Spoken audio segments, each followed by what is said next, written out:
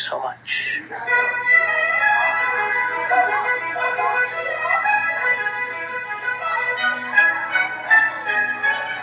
Young men and young women, I challenge you, when you enter many halls of learning, a fundamental assumption is going to be challenged.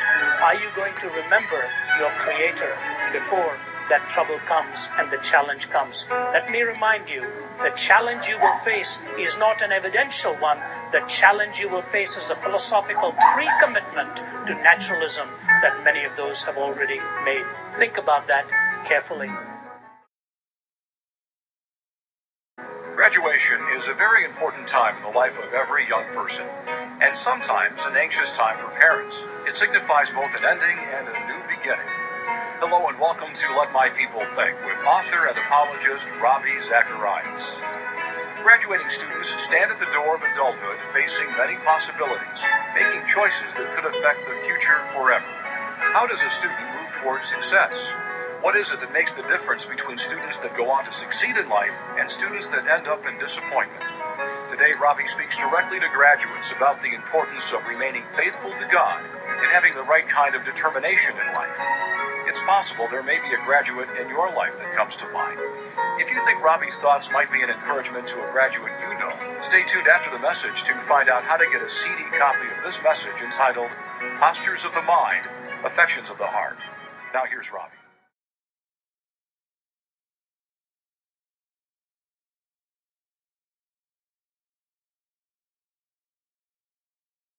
Now here's Ravi. It was a few months ago that I had been invited to speak at a gathering of young people who were in a kind of a halfway house setting. The average stay for those young people averaged 14 to 18 or 19, was about 18 to 24 months, because that's how long it took them to be weaned off their addictions. I had never spoken in a setting such as that. In fact, it was quite fearsome to be standing there. I was kept at the back of the room before my turn came to speak to them. And the principal of this place alerted me to the fact that they were going to be engaging in some activities at the beginning with which I might be quite unfamiliar. She said they will take about 3 or 4 minutes just to ventilate their anger and their frustration. She said, don't be alarmed by it. And all of a sudden they were told to stand and commanded with the word motivate. And all of these young people stood up. And as I watched them, I was so puzzled by it all. They were literally punching into the air for about 3 to 4 minutes till they had punched themselves into exhaustion. And then they sat down with their hands plastered flat against their legs and were going to sit there for 1.5 hours as they'd asked me to speak for that length of time, after which I was to answer questions for about 2.5 hours. For 4 hours I stood in front of them. Every one of them was an addict of the most serious kind, either to drugs or to alcohol or to sex. And one young man stood up at the question and answer time, a handsome-looking young man with his lips quivering and tears running down his face. He says, Mr. Zacharias, I have a question for you.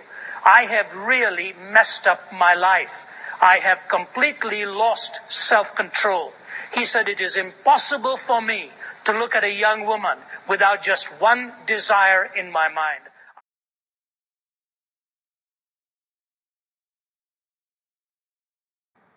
I am an addict to sex. Sir, can you do anything to help me? Can you say anything to break me off this? I am already so destroyed, I am afraid there is no future for me in the way my mind is now working.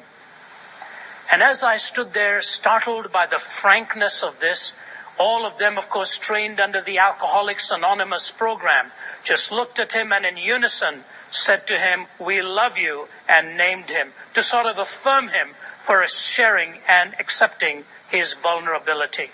Keep that in the back of your mind. The second vignette I give to you is of this young teenager who is now known internationally. Her name is Cassie Bernal, who was murdered by one of her classmates.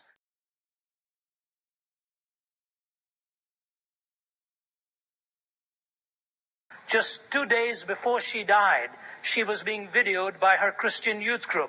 And in the middle of her testimony, she said these simple words, I just try not to contradict myself, to get rid of all my hypocrisy and just live for Jesus Christ.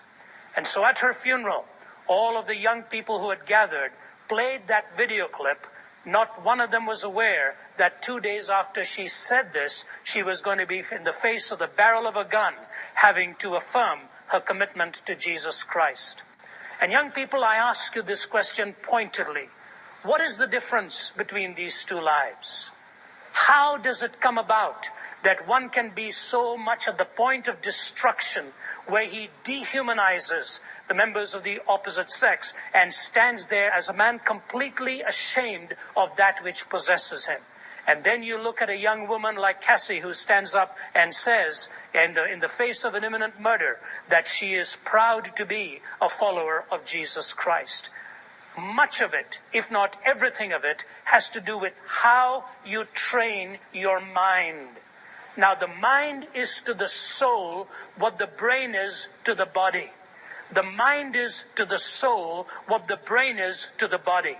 When a person begins to get incoherent, we do not say of them they are losing their brains. The physical organ may still be functioning. We talk of them as losing their minds. Because a mind is that facility which God has given to you and to me, which pulls together all that you know to be true or all that you know to be false, and on the basis of training that mind, you respond at the moments of trial and temptation. I want to challenge you tonight to think of your minds as you move on from here. What are some of the choices I would like to see you making that I think will be God-honoring if you were to bring that mind under the control and the will of God? I'd like to read for you one verse from the Apostle Paul, book of Philippians, chapter 3. He says this, "Brothers, I do not consider myself yet to have taken hold of it." He's talking about perfection. "But one thing I do, forgetting what is behind and straining toward what is ahead, I press on toward the goal to win the prize for which God has called me heavenward in Christ Jesus." And it is already true in Philippians 2, where he has challenged them to let this mind be in them, which was in Christ Jesus.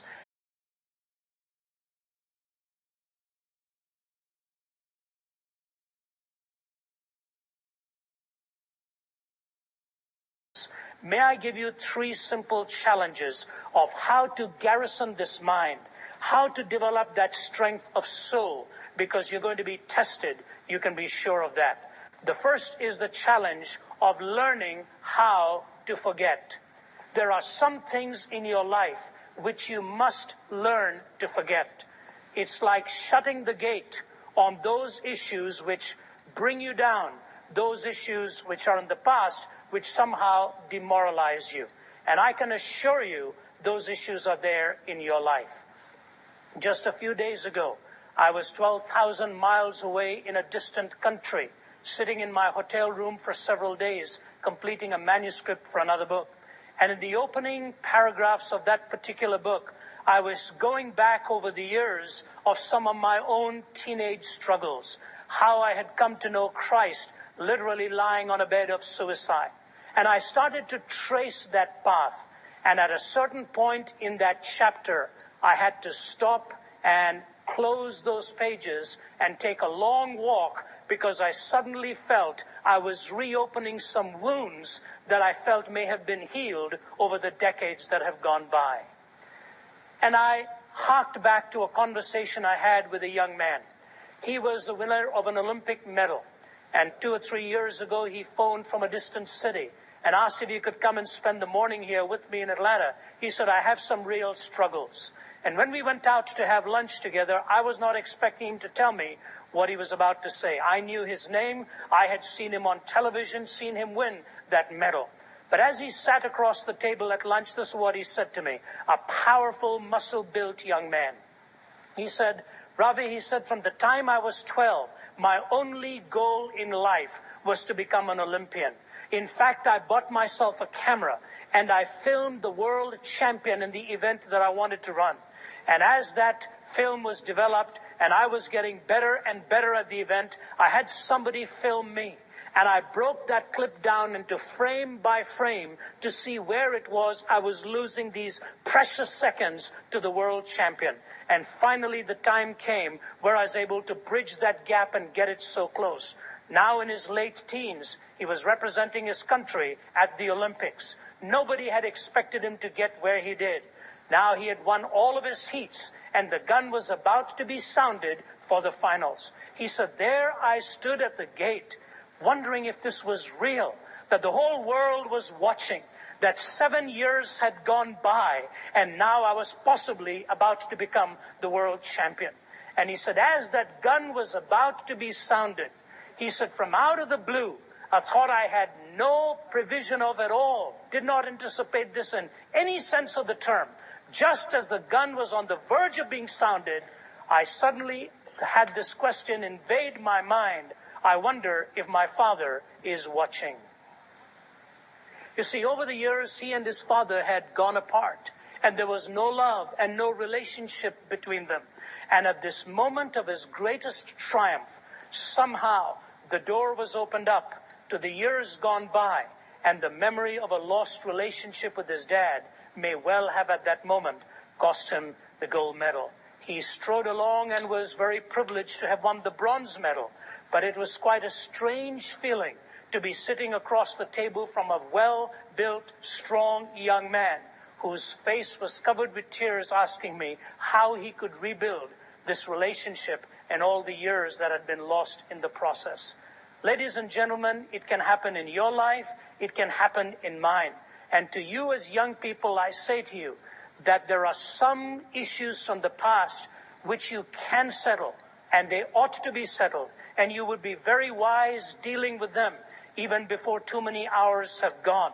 But I say to you that there are many others in which you must shut the gate and forget those things which are behind, or they will continue to plunder you in the years that lie ahead.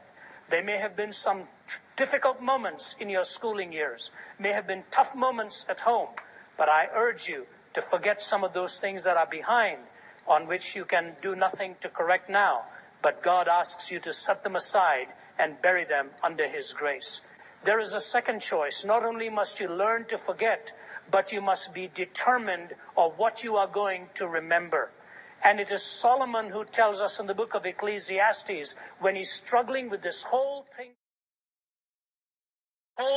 called life's meaning. He says, remember now thy Creator in the days of thy youth, before the time of trouble comes. Remember now thy Creator in the days of thy youth.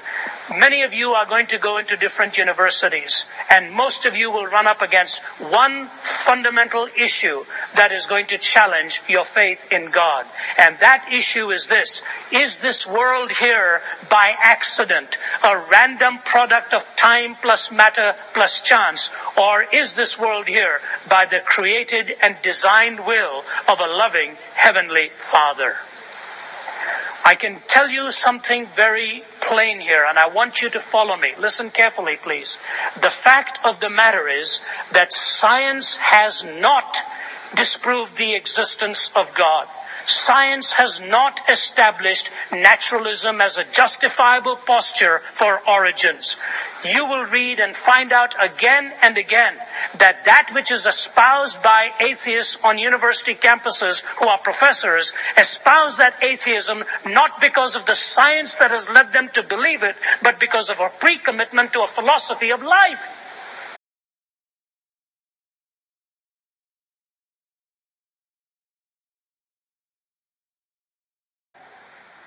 This is the whole point that Philip Johnson, professor at Berkeley, makes in his books, Darwin on Trial and Reason in the Balance. He said there's an undergirding philosophy that drives the secular scientific worldview, where science is sort of made into that which it was never intended to be. Let me give you a couple of illustrations of this. I'd finished a series of lectures at Princeton University. The place was packed to capacity, and my whole talk was to challenge atheism and defend the Christian gospel. The questions were there in very hostile form and antagonistic form, and yet the students returned for lecture after lecture and applauded and received what was given. On that last night, one student stood up in front of this packed audience and he said this to me.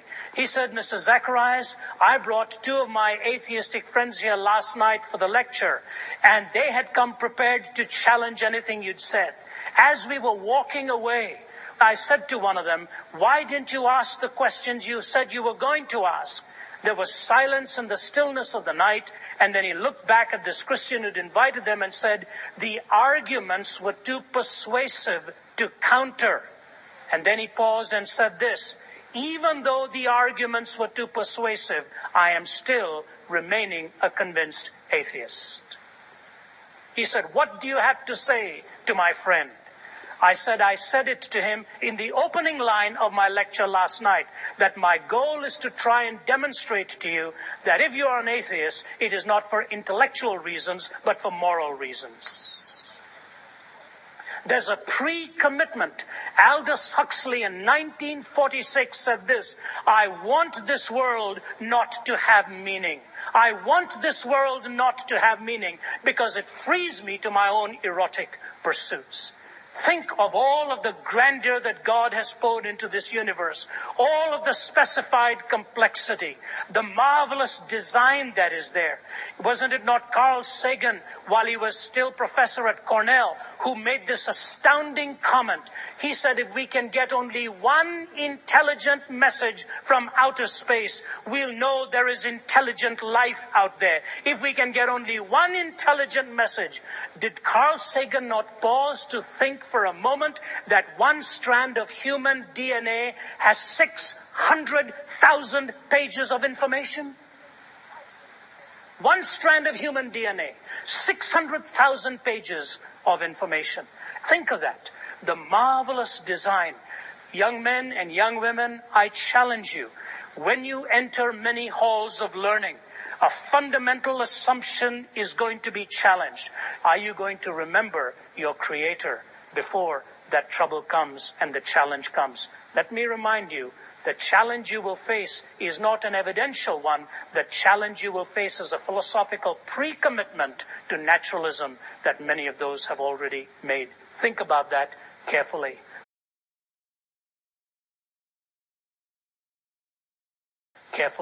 Learning some things to forget, determined what you're going to remember.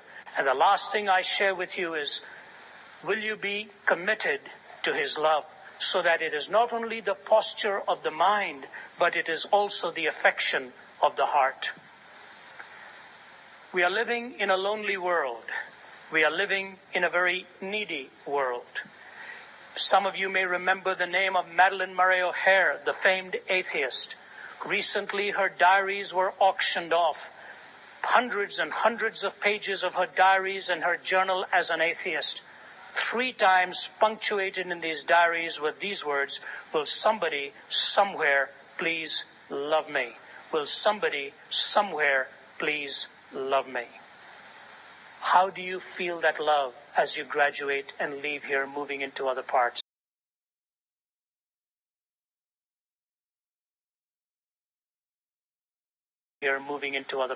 I close now with this most fascinating story that is something that some of you may be familiar with because I have reprinted it in one of my books.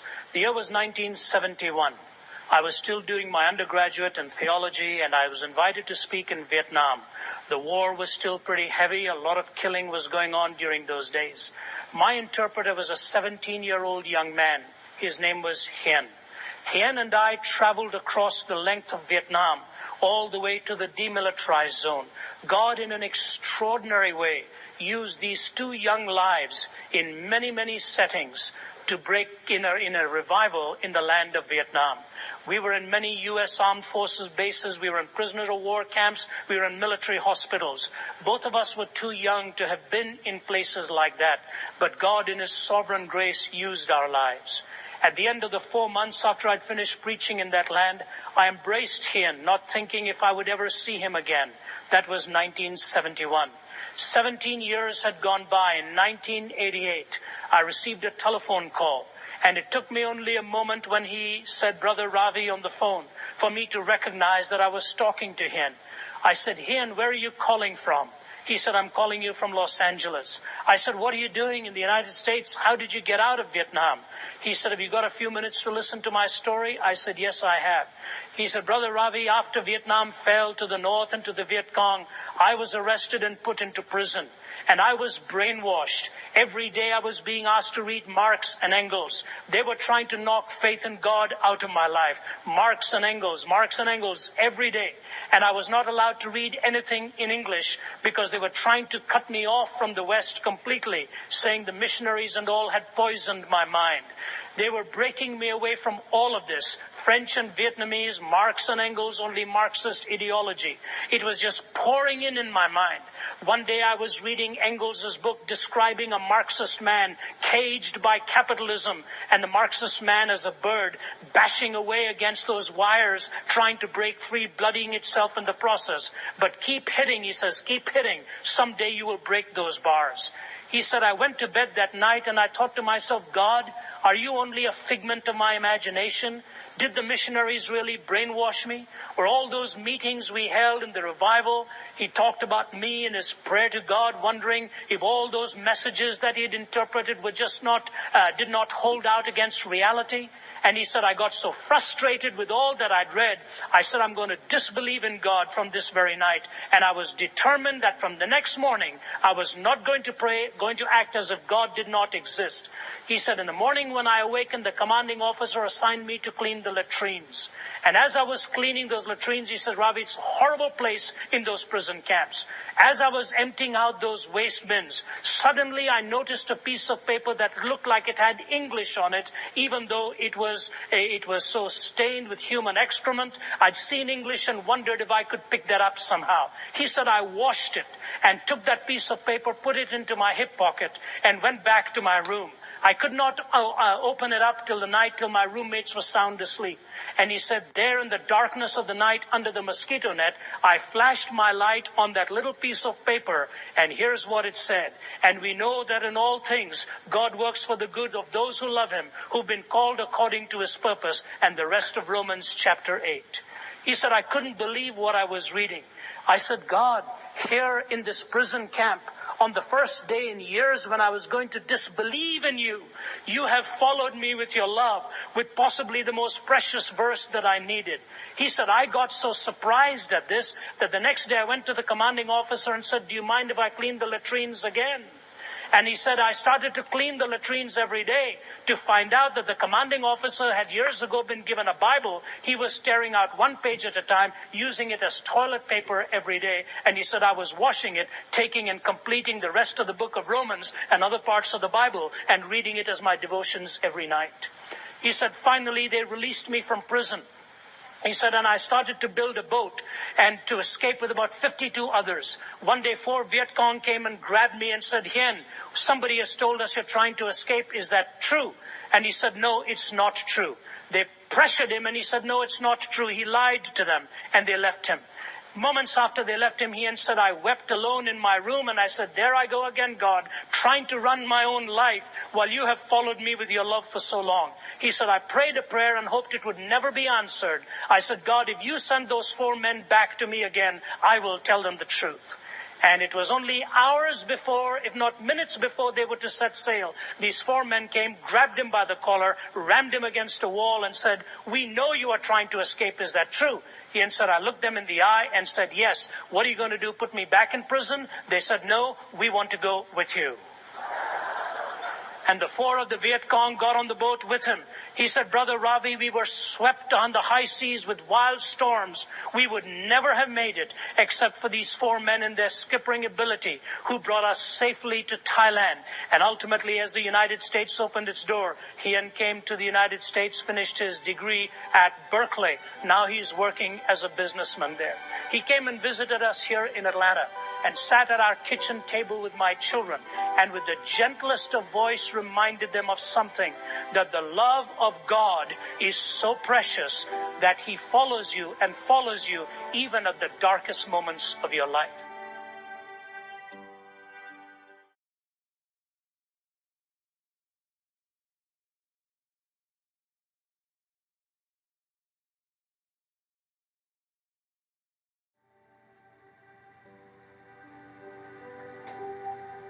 You don't have to be a graduate to appreciate the wisdom of Ravi Zacharias' message in Postures of the Mind, Affections of the Heart. We could all benefit from remembering that there are some things we must learn to forget, long past burdens that we should bear under God's grace, and the importance of remembering God as we move through life's constant changes. If you'd like to order a copy of today's message, call us at 1-800-448-6766 and ask for Postures of the Mind, Affections of the Heart. You can also order online at rzim.org. If you prefer to write, address your envelope to RZIM, Post Office Box 921-939, Norcross, Georgia 30010. If you listen in Canada, that address is 50